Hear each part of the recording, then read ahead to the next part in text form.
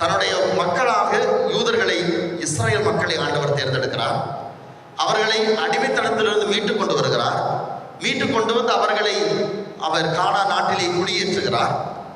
அப்படி குடியேற்றி கடவுள் வழிநடத்துகிற போது அவர்கள் சுற்றி இருக்கிற மற்ற இனத்தாரை பார்க்கிறார்கள்.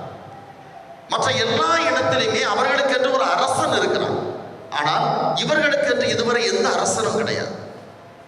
கடவுள் மட்டுமே இவர்களை வழிநடத்தி கொண்டிருக்கிறார்.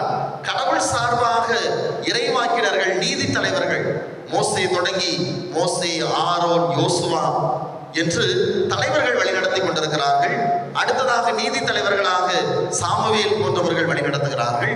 ஆனால் தங்களுக்கென்ற அரசன் இல்லை. அப்ப என்ன செய்யறாங்க? சாமுவேலிடத்தில் சென்று முறையிடுகிறார்கள்.